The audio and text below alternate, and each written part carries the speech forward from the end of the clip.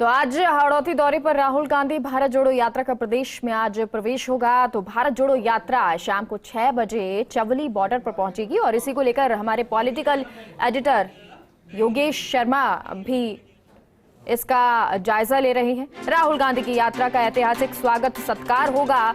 CM Gehlot सहित 2 दर्जन मंत्री यात्रा का स्वागत करेंगे। चवली बॉर्डर पर मौजूद रहेंगे एमपी के पूर्व सीएम कमलनाथ। कल सुबह काली तलाई से यात्रा शुरू होगी। 25 एएसपी, 50 डीएसपी, 90 इंस्पेक्टर, 3500 जवान इस दौरान सुरक्षा में तैनात रहेंगे। और योगेश शर्मा पॉलिटिकल एडिटर हमारे साथ जुड़ गए हैं। योगेश जी, आपसे जानना चाहेंगे क्योंकि अब आज यात्रा प्रवेश करेगी राजस्थान में, किस तरह की तैयारियां हैं, किस तरह का उत्साह कांग्रेस के कार्यकर्ताओं में, लोगों में?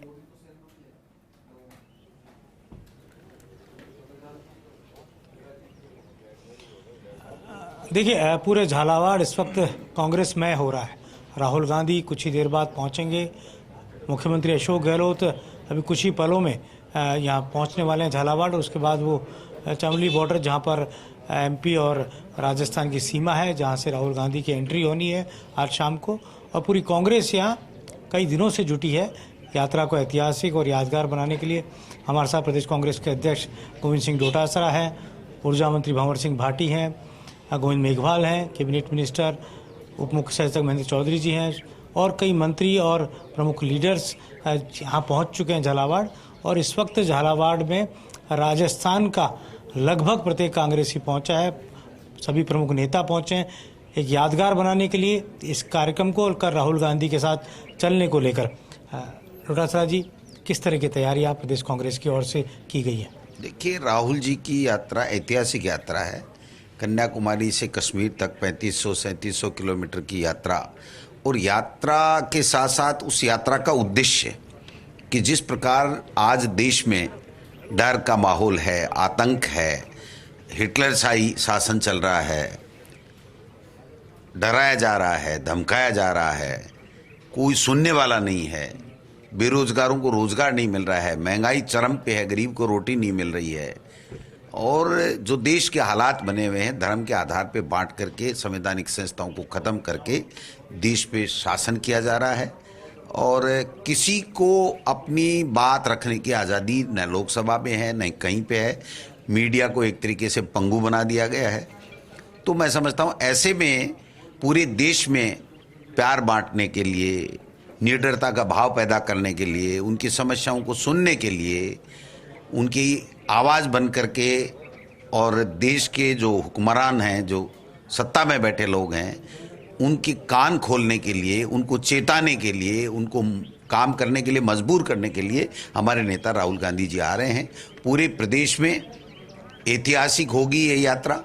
देश और दुनिया में ऐसी यात्रा हुई नहीं जैसी राहुल गांधी जी के नेतृत्व में हो रही है।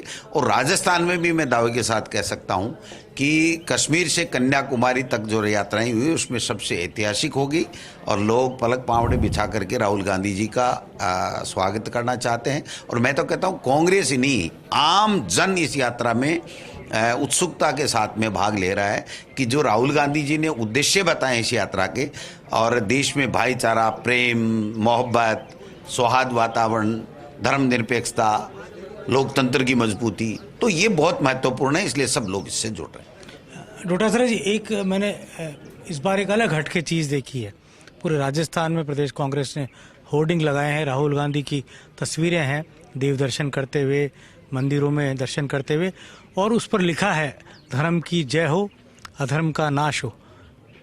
क्या अर्थ माने इसका? देखिए, हमारा जो संविधान है देश का, वो धर्मनिरपेक्ष राष्ट्र का हमें स्वरूप है।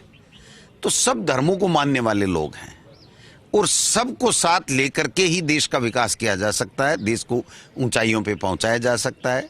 तो मैं समझता हूं, लेकिन जो आज चल ये रहा है कि केवल सत्ता के लिए धर्म का दुरुपयोग किया जा रहा है, और एक धर्म को आगे रख करके दूसरे धर्म की अवमानना की जा रही है, अपमान किया जा रहा है, उसके ऊपर, उस वर्ग के ऊपर छींटाकशी की जा रही है, उसके ऊपर अत्याचार किए जा रहे हैं। तो मैं समझता हूं कि राहुल गांधी जी की यात्रा से एक संदेश है कि हम सर्वधर्म समभाव और सनातन धर्म को हम सब मानते हैं, तो सब धर्मनिरपेक्ष राष्ट्र के हम नागरिक हैं और हमारा संविधान हमें कहता है कि जो धर्म अपना माने लेकिन दूसरे धर्म की भी उतनी इज्जत करो जितना स्वयं जो धर्म मानता है।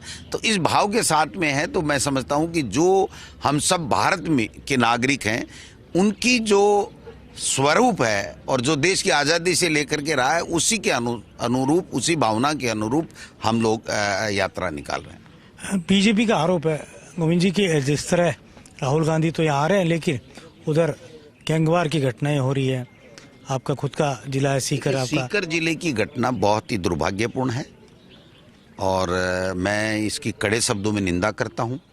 ये घटना नहीं घटनी चाहिए थी और लेकिन जब घटना घटने के बाद में जो पुलिस ने त्वरित कार्रवाई करके उन सब बदमाशों को पकड़ा है और जिस प्रकार मुख्यमंत्री जी का जो ट्वीट आया है कि हम इनको जल्दी से इसकी करवा करके कोर्ट में और जल्दी से जल्दी अपराधियों को कड़ी से कड़ी सज़ा दिलवाएंगे और पीड़ितों को न्याय दिलवाएंगे, तो मैं समझता हूं कि सरकार इस दिशा में आगे बढ़ रही है। मुख्यमंत्री जी का स्वयं का ट्वीट आना, लेकिन मेरा ऐसा मानना है कि हमको और ज़्यादा मुस्तैद होकर के काम करना पड़ेगा क्योंकि सीकर में जो शिक्षा नगरी कहलाती है, कोटा के बराबर उसका आज स्टेटस है।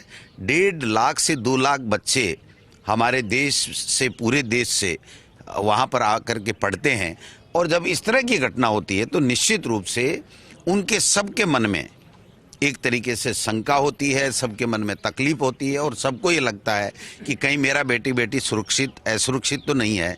तो निश्चित रूप से हमें ऐसी कार्रवाई करनी पड़ेगी सरकार को जिससे आम जन में विश्वास पैदा हो जाए, पुलिस का इकबाल और सरकार की गुड गवर्नेंस, और निश्चित रूप से इनको कड़ी से कड़ी जब ये 24 घंटे के अंदर अंदर पकड़ लिया तो निश्चित रूप से लोगों में एक ये है रात की सांस ली कि हाँ सरकार है, इसलिए इस तरह के अपराधियों को तुरंत पकड़ लिया गया है और अब हमारी सरकार जल्दी से जल्दी इनको कोर्ट में डे टू डे हियरिंग करा के शीघ्र से शीघ्र इनको अपराधियों को सजा दिलाए। क्या लग रहा है कि हरियाणा से गैंग चल रही है, संचालित हो रही है, अब यूपी के लोग यहाँ आके गैंगवार कर रहे हैं, तो एक तरह से कुछ हिस्से राजस्थान के ऐसे जो हब बनते जा रहे हैं?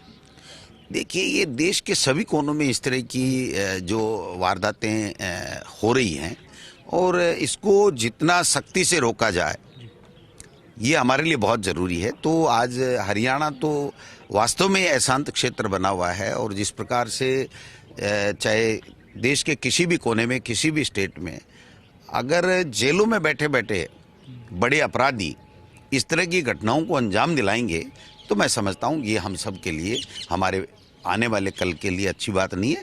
इसलिए जहाँ जहाँ जिस चीज़ का क्षेत्र पड़ता है, चाहे स्टेट गवर्नमेंट यहाँ हमारी है, तो हमको इसको और ज़्यादा गंभीरता के साथ में सोच करके एक प्लानिंग के साथ में आगे बढ़ना चाहिए कि इस तरह की घटनाएं नहीं हो और दूसरे अन्य स्टेट्स में, चाहे वो हरियाणा हो, चाहे वो उत्तर प्रदेश हो, वहाँ भी मैं समझता हूँ कि उन लोगों को भी इसको सख्त से सख्त ऐसे लोगों के खिलाफ कार्रवाई करनी चाहिए। घटनाक्रम के बाद आपके पार्टी के विधायक धरने पर भी बैठते हैं।